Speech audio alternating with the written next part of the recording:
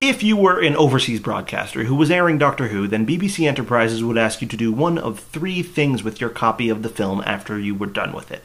Either return it to them, pass it on to the next country who needed it, or destroy it. But not everyone did this as consistently as they were supposed to. So as a result, copies of these episodes would languish either in the vaults of overseas broadcasters or in the private collections of film buffs who bought them from unscrupulous employees. So in the crusade to recover lost episodes, led by fans like Ian Levine, one of the main projects was getting in touch with overseas broadcasters and private collectors to see what they had. And this is how a lot of episodes of Doctor Who made their way back to the BBC in the 1970s and 1980s, but some were found in other places, stranger places. In a church basement, on the floor of a loading bay, in an old cupboard that no one had thought to look in before. Plus, there were sometimes surviving clips of missing episodes because they had been used in other shows like documentaries and whatnot. There were even some cases where portions of episodes were censored in Australia or New Zealand for being too violent. Now, these portions would be physically removed from the film copies and stored in a different location, so they ended up surviving when the original episode was destroyed. But anyway, throughout the 80s, episodes were cropping up all the time, but as the obvious places were exhausted, this began to slow down. Only 5 episodes were found in the entirety of the 1990s, and then 1 episode was found in 2004, and then 2 episodes were found in 2011. There are probably still episodes out there somewhere, but it seems that the days of finding big batches of episodes all at once have pretty much ended. And there is very little chance that there will ever be a complete collection of Doctor Who episodes. Now, as you probably know, if you're already a Doctor Who fan, in the classic series of Doctor Who, each season would consist of multi-part serials,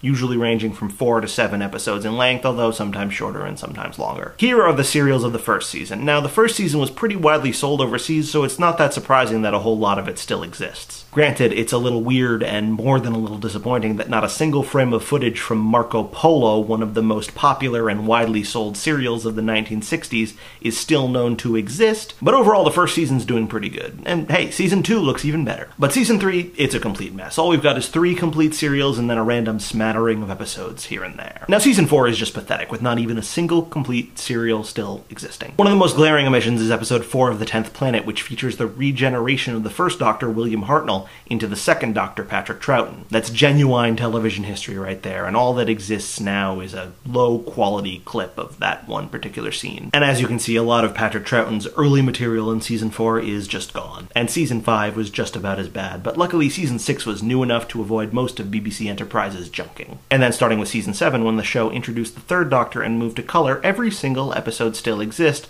although a couple only exist in black and white copies. So that's what the deal is with Doctor Who's missing episode, but that still leaves one question.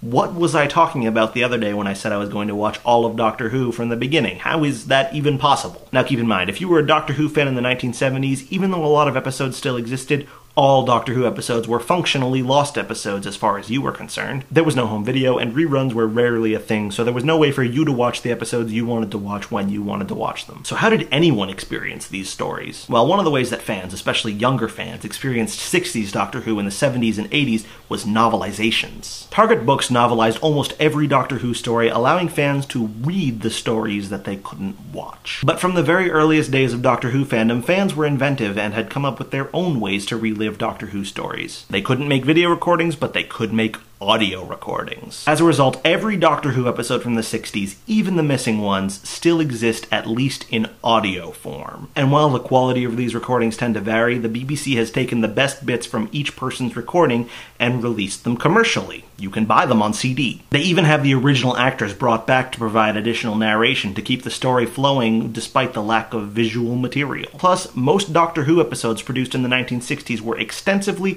professionally photographed for promotional and historical purposes. And so groups of fans have produced unofficial, unauthorized reconstructions of missing Doctor Who episodes. These essentially consist of the audio from the story synced up with a slideshow of whatever images and, in some case, clips of the story happen to survive. So you can almost kind of sort of watch these episodes, and for many fans like me, this functions as a substitute for the real thing. Watching these reconstructions typically isn't all that enjoyable. Although television has always been a writer-driven medium, it is nevertheless also a visual medium. And despite the cheapness of some of the effects and sets, Doctor Who has always been a show that was designed to present another world. And when the visual component of that world, as the director chose to portray it, completely vanishes, so too does a lot of the appeal. So obviously I wish Doctor Who could be complete, and I hold on to the hope that there are more episodes out there and someday we might get to see them. But still, the fact that so much of Doctor Who is missing is also kind of valuable in a way. I mean, beyond the fact that it gives fans something to bond over, like fun little icebreaker thought experiments, such as if you could destroy any surviving Doctor Who serial to bring back any missing Doctor Who serial, which ones would you choose and why? That's how Doctor Who fans have fun. But also the missing episodes create this enormous gap that has to be confronted and thought about and understood. That's a large part of what fandom is. It's about filling in the gaps, and that's why fanfiction is so popular, and fan theorizing and talking about things that